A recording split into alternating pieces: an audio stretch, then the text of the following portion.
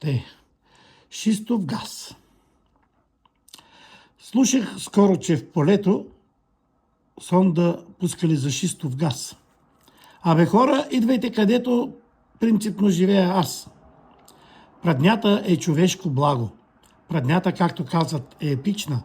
Аз пръднах и ми стана драго. Очувствах се отново личност. Аз пръднах, той действие голямо, то не ще да се опише с рими. В живота ни подобно няма с последици необратими. Сега да спрегнеме глагола. Пардя, пардиш, пардим, пардят, че да лъсне истината гола, на къде отива този свят. В историята тук чуете, аз главен герой бях. Тогава толкова си яко пръднах, че даже малко се насрах. Пампорово през лятото какво е? Пътуваш ли към Смолян с колата, отбиеш се на паркинга спокоен и дишаш седнал на тревата, въздухът кристално чисте, отсреща кулата снежанка, тук-там мяркат се туристи, търсещи дебела сянка. То Родопа планината, гай да рукне агне блее и високо горе в небесата бяло облаче се рее.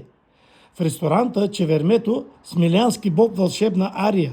Ето заради което не прилича на Швейцария. Те, швейцарците бездушни, банки, влакове и крави. Нека само им почушна как това при нас се прави. И в менюто всичко има. Шкембе, чорба и свинско с прас, а въгъла седяхме трима, бай Киро, Петърчо и аз. Седим на масата и спорим, а масата мирише на мастика. За правдата ли да се борим, не спорехме за политика. Аз прозападно настроен, Петърчо пък не му дреме, а бай Киро с поглед троен в спомен с миналото време.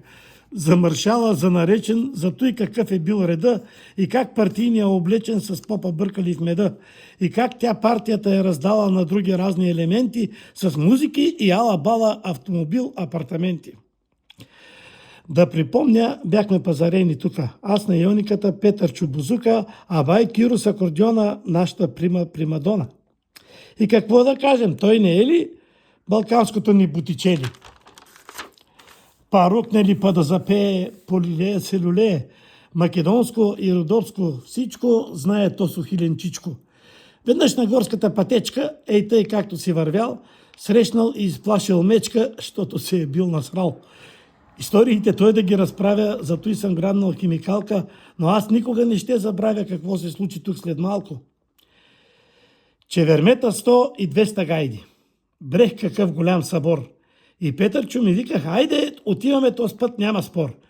Народ и музика и забавление, навсякъде бира с кара, с приповдигнатото настроение купихме диня от пазара.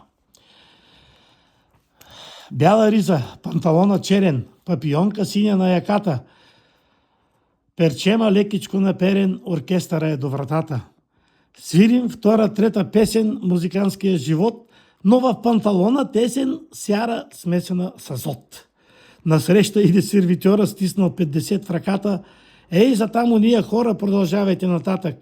Давайте, че няма време, днеска ще е урожай, а мене дявол да го вземе, напъваме, че се не трай. Пази се ти от тук, човече, бягай, той не е майтап, защото ял съм тази вечер студена диня с таз кебаб. На колегите си казах, жалко, дръжте гама, ре мажор, аз оттегнам се за малко, този път работата е на зор. Спуснах се по стъпалата, те пък чули не дочули, спрях се долу пред вратата, дето пише двете нули.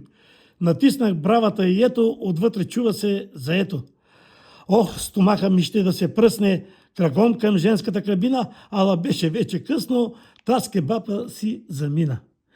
Чувам залата в ресторанта, ре мажора продължава, автоматично на аванта на сиренето ми спасява, а бай Киро се оглежда и четвърта песен вие, текстовете как нарежда, морен сокол вода пие. Насрах се аз съм и сега, аз други дрехи тук нямам, очите пълни с тъга, погледнах към една пижама. Но Анцунг някакъв възможно златна, вероятно е на някой гост. Обул го, върнах се обратно, пременен на бойния си пост. И всичкото и до тук се случи просто от една прадня. На сцената ще се науча друг път аз да не пардя. Поука си вземи такава. Внимавай ти какво ядеш, защото пръднеш ли, тогава лесно може да се насереш.